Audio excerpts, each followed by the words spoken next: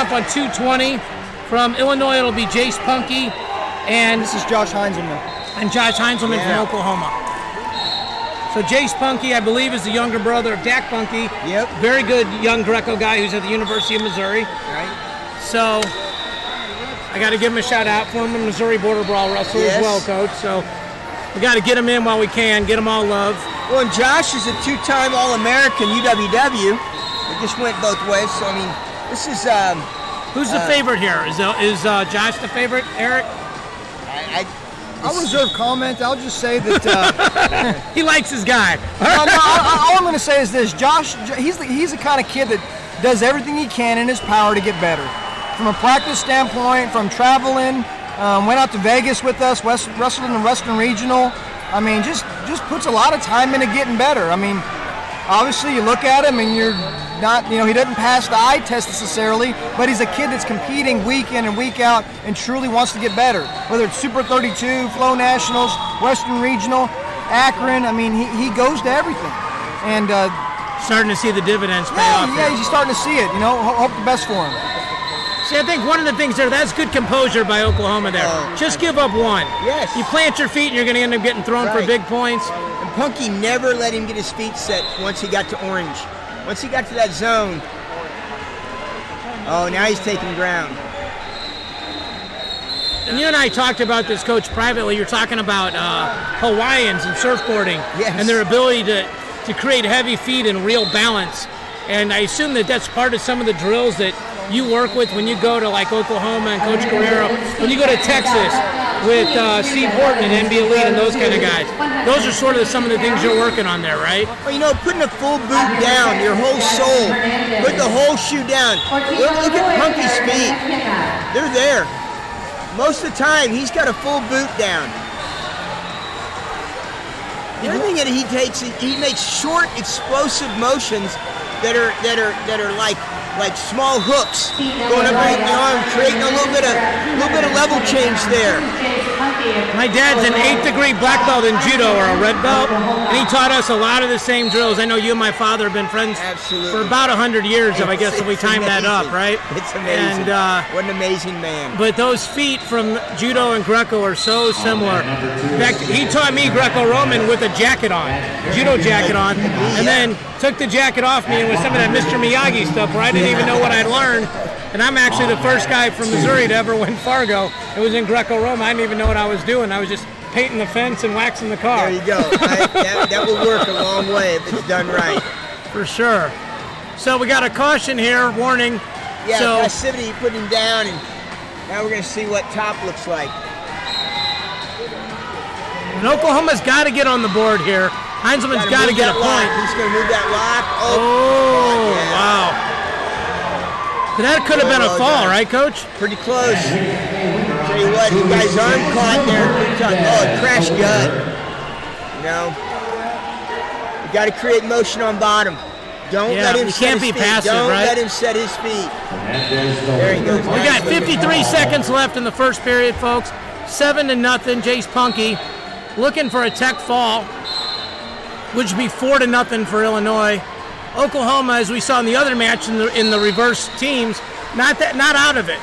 Takedown and a gut would put him right back into this match. Well, I like how he walks right back in and starts loading a hard underhook. He's not done. No, he hasn't given up. He's got a good fight in him. Important if he can to score here in the last 30 seconds. Take that 0 off the board. And give Punke a little less breathing room going in that second period. Illinois is doing a really good job of kind of winning that shoulder battle. His shoulder just stays a little bit lower than the collarbone, and I'm not, believe me, I sit next to the guru himself, Greco, but he just kind of keeps winning that shoulder battle, Coach. Just keeps it in the sternum, keeping his head up. Watch his shoulder; it dips every time he goes to pummel. Yes. And Josh is just staying a little too. Which we teach in folk style, freestyle, stay square with your shoulders. You got to learn. Right? He's got to turn. Got to go lead shoulder in the sternum, like you're saying. Coach Guerrero's over here is giving me a chest press as we're talking about it, digging it in on me. Mike Powell in Oak Park River Forest teaches some great drills about getting shoulder lower. One of the best guys in the country at Greco-Roman. No doubt about that. Doing some great things now for Beat the Street Chicago. Yes. And so we're 7-0 here. Oklahoma's got to get a way to get on top. And this kid being that good at so many different levels, he's probably got some good go-to attacks on top. If he can get a takedown, this is one of the big differences between collegiate or high school scoring and freestyle and Greco. When you get a takedown, you don't have to give up that escape point. There's a takedown, you either get a turn or you come right back up. So 7-0 is a much smaller gap in Greco and freestyle than it is in folk style. They remain positive points for you. You're not trading 2-1s. As Coach Guerrero said, that shoulder battle, again, is probably one of the things that when Oklahoma goes back and look at the tape, they're going to have this guy create a better angle on his feet, more of a power lead leg, slip there, arm throw. Yep. See, the coach in the Oklahoma corner there talking about getting a lead leg and getting that right shoulder more in front. Maybe they'll listen to our broadcast, Coach. We can't. Dan Hicks is on it. He's got that down. He's got to get a point. Yeah. Got to get a point for the team race.